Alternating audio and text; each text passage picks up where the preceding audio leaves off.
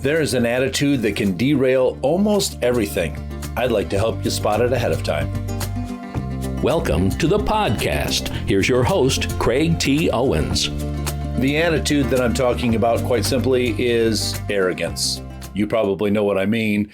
You've been around those people before that are all puffed up and telling you how great they are and how wonderful they are and downplaying any ideas that anybody else ever has. Well, we can spot arrogance really quickly in other people. It's a little harder when we look for it in ourselves. But I want to give you 3 things that you can look for so that this attitude doesn't derail you. Because arrogance separates you from other people. It will push other people away. And most importantly, it's going to push God away. See, the Bible says that God opposes the proud. That literally means that God stands back from the proud person. Or as C.S. Lewis said it, there are those people that say to God, "Thy will be done." And there are those to whom God says, "Okay, have it your way." And so when the Bible tells us that God opposes the proud, that literally means that God says, "Okay, have it your way. You try it yourself and see how far that gets you." I love the rest of that verse, though. It goes on to say that God opposes the proud, but he helps the humble. He helps the one who admits their need for help. Let me give you a couple of examples. In the book of Isaiah, we hear about God's punishment that has to fall on God's people. And he uses the king of Assyria to do that.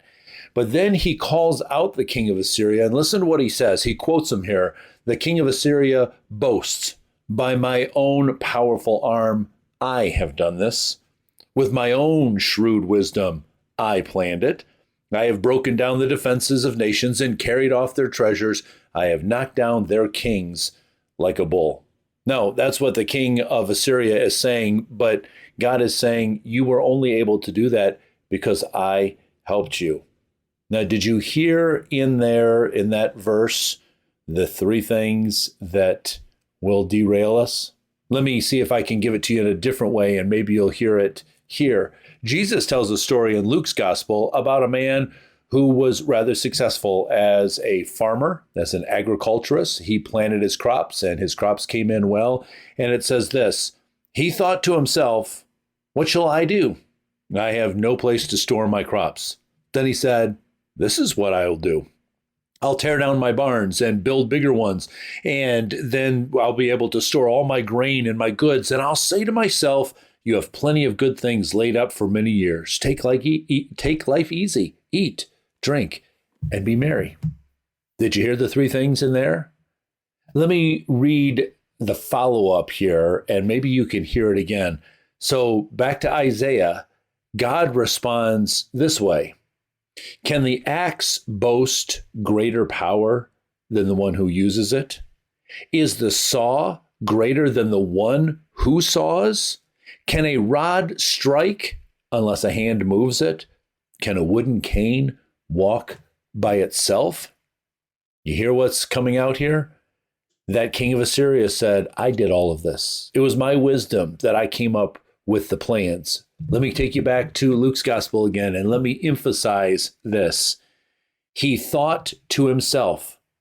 Hear that? That's very familiar to what the king of Assyria said. He also boasted to himself. But now listen to these words. "What shall I do? Here's what I will do. I will tear down my barns and build bigger ones. And there I will store my grain and my goods, and I will say to myself." Did you hear the 3 things there? Me, myself, and I. That is going to be the big tip-off, friends, for you and I. We need to listen to our own words coming out of our mouth.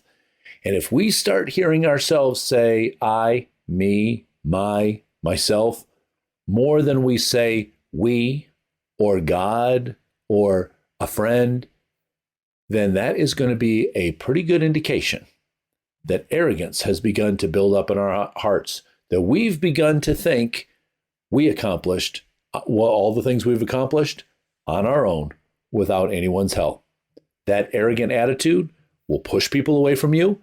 It'll keep God's help away from you. So pay attention to what you're saying. If you hear the me, myself, I coming out of your mouth too frequently, it might be time for an attitude check, a heart check, to make sure that arrogance hasn't taken over. Contact Craig and keep up with his blog posts, books, and other videos at craigtowens.com.